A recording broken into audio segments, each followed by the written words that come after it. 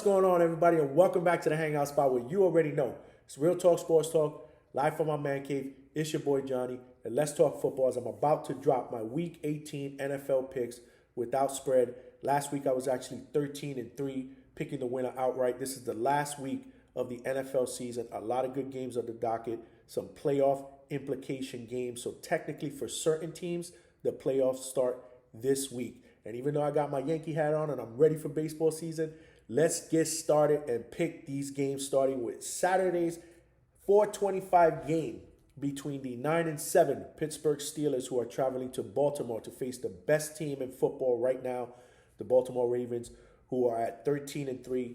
The Steelers are coming into this game as a 3-point favorite, and the reason for that is because you got to think that the Ravens are going to rest every single one of their starters, if not most of their starters. Definitely Lamar Jackson will probably get some rest, and it's well-deserved. He's having himself an MVP season. Right now, the Steelers need to win this game, and you got to give it to Mike Tomlin. 17 straight seasons without a losing season. I think the Steelers would be crazy if they allow him to walk away. I would only hope that the Jets, if they allowed him to walk away, were smart enough to pivot from Robert Saleh and take Mike Tomlin. He's done a phenomenal job with Kenny Pickett as quarterback. 2 games where he struggled with Mitch Trubisky, but he knew that that wasn't working out, figured it out right away, put Mason Rudolph in there. He's given them a spark. They've won 2 in a row. They actually beat the Ravens earlier this year in October, 17-10. But that was a long time ago, and this is a totally different Raven team. Like I said, they are one of the best teams, if not the best team in football. They can score. They can keep you from scoring the rock. They can sack you.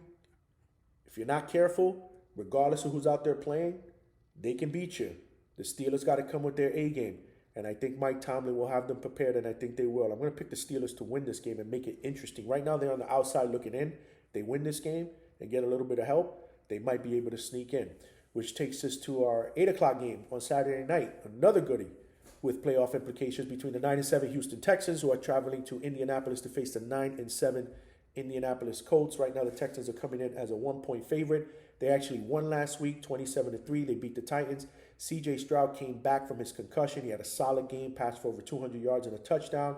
This season, he's my vote for Rookie of the Year. 63.5% completion percentage, 21 touchdowns, only 5 interceptions for a rookie is phenomenal. He's averaging almost 275 yards passing a game. They did lose to Indianapolis earlier this season in Week 2, 31-20, and currently they're 3-4 on the road, traveling to Indianapolis, who they actually won last week. They beat the Raiders 23-20. They are 4-4 at home. Gardner Minshew has had himself a solid year as the starting quarterback after Anthony Richardson had went down. In 16 games, he's passed for over 3,000 yards, 15 touchdowns passing, 3 touchdowns rushing.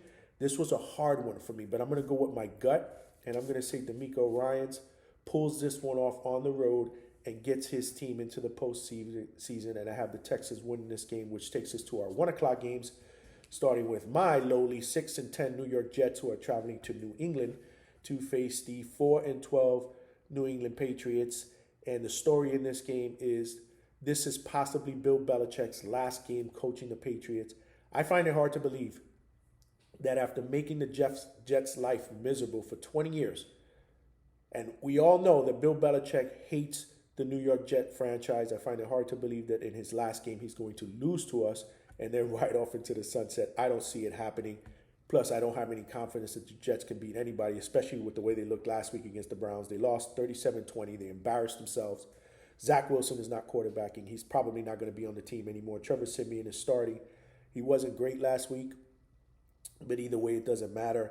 I think that Bill Belichick has the recipe to be able to stop this offense. Bailey Zappi has actually been pretty solid. I'm going to pick the Patriots to win this game and send off Bill with a win over his most hated rival into the sunset, which takes us to our next game between the 11-5 Cleveland Browns, who've already clinched a playoff spot. They're traveling to Cincinnati to face the 8-8 Cincinnati Bengals, who are trying, again, to keep their playoff hopes alive. Right now, they are a 7-point favorite at home.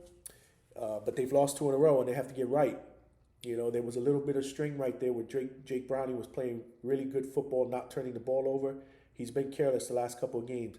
All in all, though, he's done a pretty good job, a pretty admirable job. In 8 games, he's thrown 9 touchdowns, almost 70% completion. So again, as a rookie, he had himself a solid, few games in there as the backup. If he can pull this game off and they can get into the playoffs, with a couple of breaks, with other teams playing this week that could potentially lose and they can get in, who knows? Who knows? It could be a good story. At least he get himself a playoff game. The Browns have won 4 in a row, but the story here is that Joe Flacco's not playing. Jack Driscoll will get the start. This is actually their 5th quarterback that they've had that has started a football game for them. Admirable job by Kevin Stefanski. He was my pick for Coach of the Year in this week's podcast that I did. But with Flacco not playing and the Bengals needing to win this game at home, I'm going to pick the Bengals to win and make things interesting. Which takes us to our next game between the 7-9 Minnesota Vikings, who are traveling to Detroit to face the 11-5 Detroit Lions. Right now, the Lions are a 3.5-point favorite. The Vikings have lost 3 in a row. Right now, they're just trying to finish the season out strong. The Lions, tough luck last week. I mean, they lose a heartbreaker in a game that I thought the officials totally screwed up. I don't want to get into the details of that again. But again, Dallas got away with one. The Lions lost that game. It cost them an opportunity to possibly get that first seed. But right now, they're still playing for potentially the second seed. If they win and Dallas loses, they get into the second seed, which gives them a couple of home games. So I don't know. I don't think they're going to not play their starters. I think they're going to play their starters. Dan Campbell is a very aggressive head coach, so you're going to think that he's going to go for the win. And I do think that they're going to beat the Vikings fairly easy at home, which takes us to our next game between the 9-7 Jacksonville Jaguars, who are traveling to Tennessee to face the 5-11 Tennessee Titans. Right now, the Jaguars are a 3.5-point favorite. And right now, the story is they are barely holding on to the AFC South, first place in the AFC South. Last week, they snapped their 4-game losing streak by beating the lowly Panthers 26-0 with their backup quarterback, C.J. Beathard. Trevor Lawrence did not play because of that high ankle sprain. You got to think that this week, more than likely, he will be back and he needs to play well. He was actually playing mediocre before sitting out last week, and they need this one. They need this one bad. They're playing against a Titan team that has lost 3 in a row. There's nothing to play for. They're actually pretty decent at home. Out of the 5 wins that they have, 4 of them have been at home. But the Jaguars need this game to solidify first place, and I think they go out there with Doug Peterson as their coach, and they do it, and they win this game, which takes us to our next game between the 7-9 Atlanta Falcons, who are traveling to New Orleans to face the 8-8 New Orleans Saints. Right now, the Saints are a 3-point favorite.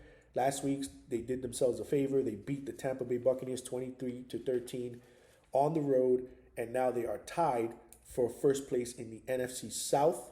So if they win and the Buccaneers lose, they'll take first place. So this is a big game for them.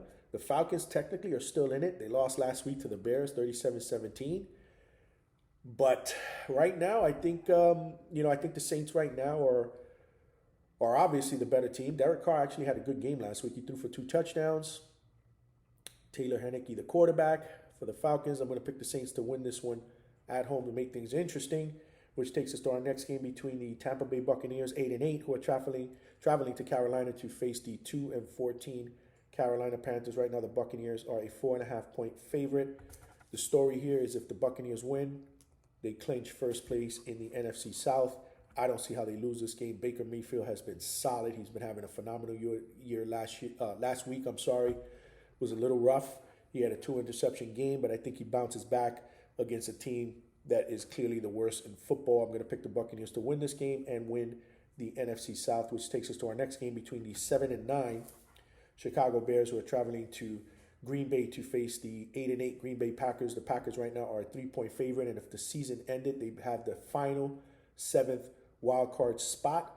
So all they need to do is win, and they're in. So this is a big game for them at Green Bay in front of their home crowd. The Bears have been playing solid football lately. They've won 2 in a row. Fields has been pretty good this year. He's been solid. He has 16 touchdowns, passing 4 on the ground. He's not going to be back as the quarterback because the Bears, by virtue of their trade, now they have the first overall pick. They get that from Carolina, so more than likely they're going to take Caleb Williams or whoever they deem to be the top quarterback. So Fields will probably move on. But again, he's played well, in his final few games auditioning, for a potential starting job somewhere else. But right now, the Packers, they need this game. They've won 2 in a row. And Jordan Love has been good. He's been solid. He's been very good in his first full season as a starter. You got to give Matt LaFleur a lot of credit. He's passed for 30 touchdowns, just 11 picks, almost 4,000 yards. You got to think this game, he definitely gets over 4,000 yards. The key here is spreading the ball around to his three young receivers, Reed, Dobbs, and Watson. Combined within the three, they have 21 total touchdowns. Green Bay is 4-3 at home, and I think they win this game and they clinch that last spot, which takes us to our 425 games. The first one being the 8-8 Denver Broncos, who are traveling to Las Vegas to face the 7-9 Las Vegas Raiders. Right now, the Raiders are a 2.5-point favorite, and they've won 2 out of 3. And I got to give kudos to Antonio Pierce. He's done a really good job as the interim head coach. If I was the owner, if I was Mark Davis, I would definitely give him a shot to be the full-time head coach. You know, the team has bought in. You know, they play hard. They play gritty. They've taken the identity of their head coach, and it shows on the football field. Give this man an opportunity. I think he finishes out the season strong, and they win this game. Right now, the Broncos, with Jarrett Stidham, with the whole Russell Wilson mess, they barely beat the Chargers last week. I don't see them beating the Raiders. I think the Raiders finish out the season strong and win this game at home, which takes us to our next game between the 11-5 Philadelphia Eagles, who are traveling to MetLife Stadium to face the 5-11 New York Giants. Right now, the Eagles are a 4.5-point favorite. Last week, they got upset. Shockingly, the Cardinals beat them 35-31. And this is realistically the Eagles' last chance to show that they are anything close to resembling that team that went to the Super Bowl last year. This is it. Because after this week, it's the playoffs. And right now, they're still potentially playing for first place in the NFC East. So they need to win this game. They're playing for the division. If Dallas loses and they win, they're the division leader. And they take that second seed. That's super important. The Giants right now, they've lost 3 in a row. They're just trying to finish out the season strong. I mean, Tyrod Taylor, a quarterback, obviously. A Wink Martindale defense will obviously keep this game a lot closer than I think it will be. But I think the Eagles win this game, which is going to put pressure on the Cowboys to win their game in order for them to win the division, which takes us to our next game between the 8-8 Seattle Seahawks, who are traveling to Arizona to face the 4-12 Arizona Cardinals. Right now, the Seahawks are a 3-point favorite. Like I said a couple of seconds ago, the Cardinals actually shocked the Eagles last week by beating them, and they snapped a 2-game losing streak. By doing that, Kyler Murray was actually very good, and in 7 games, he's passed for 8 touchdowns and 3 rushing touchdowns. So again, some good, solid play and some good momentum going into next season. Geno Smith, another solid season for the Seahawks. 65.2% completion, 18 touchdowns, 9 interceptions, even though they lost last week to the Steelers. All he's got to do is give the ball to Walker, try to find Metcalf, who's an absolute beast, another 1,100-yard season and 8 touchdowns. I think the Seahawks do enough to win this game and put some pressure into that 7th and final wild card spot in the NFC, which takes us to our next game between the 10-6 Kansas City Chiefs, who are traveling to LA to face the 5-11 LA Chargers. Right now, the Chargers are a 3.5-point favorite. I don't know if I believe that. Maybe I read that wrong. I don't know. But it's probably because the Chiefs are going to rest some of their starters. I mean, they've clinched the division already. But the Chiefs need to make sure that they go into this first round of the playoffs with some momentum. Quiet is kept. Patrick Mahomes, bad wide receiver play and all, with his receivers dropping a ton of passes this year. He's having himself a fantastic season. 4,183 yards passing, 27 touchdowns. He did have 14 picks, but not a lot of those. A few of those weren't his fault.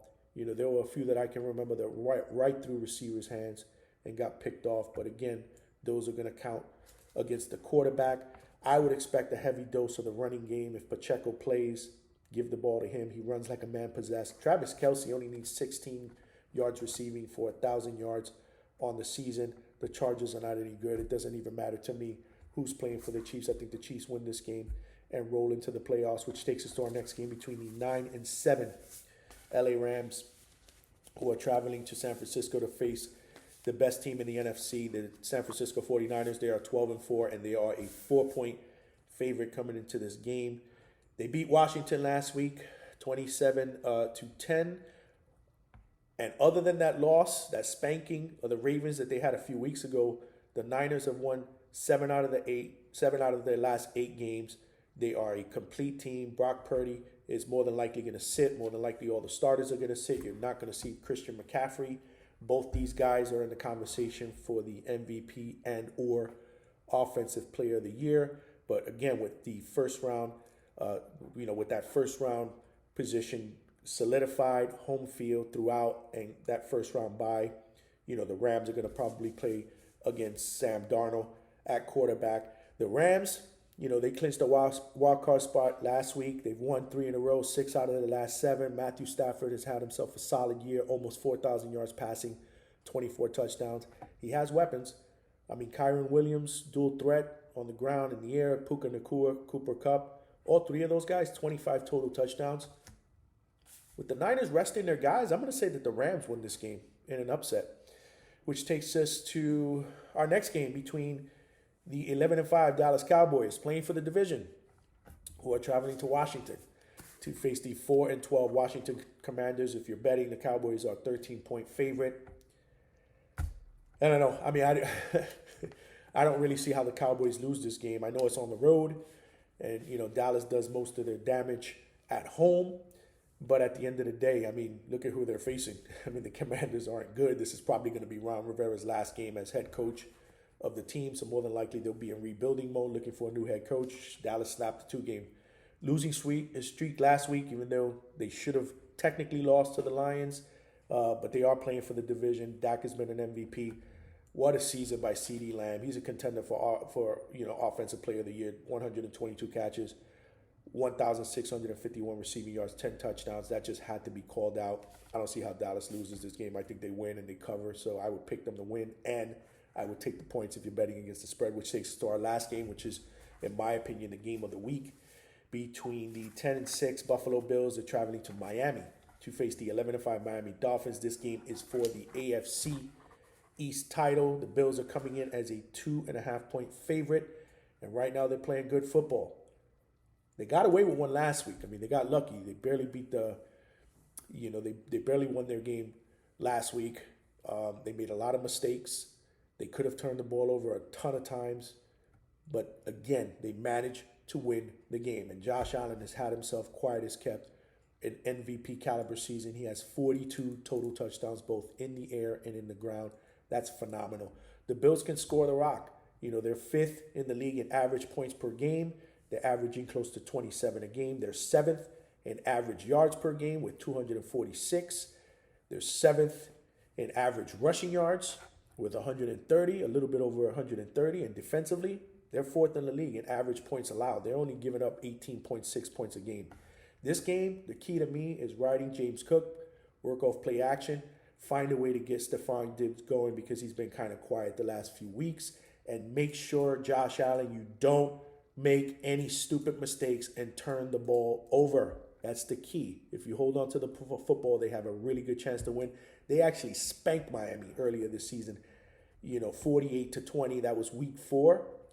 And last week, the Miami Dolphins got destroyed by the Ravens 56-19, which put them in this position, because if they won that game, they probably would have had the division wrapped up already. But now they're going to have to play one more game to try to get, that second seed.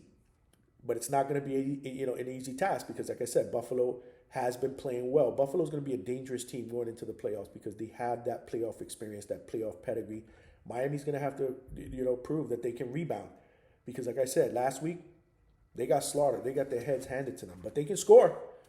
The Buffalo defense will have their work cut out for them. They're first in average points per game, over 30 points a game. They're first in average, yards per game passing, over 282 yards. They're 5th in rushing, average rushing yards with 137. So they can do it all. And they're going to be chomping at the bit. Let's not forget, they got spanked last week. They know that the Buffalo Bills spanked them earlier in the week. So the Bills better come prepared. Tua's having himself, realistically, an MVP caliber season. Over 4,400 yards passing, 28 touchdowns. Tyreek Hill, possible Offensive Player of the Year. Again, another guy in the running. 112 catches, 1,717 yards receiving, 12 touchdowns.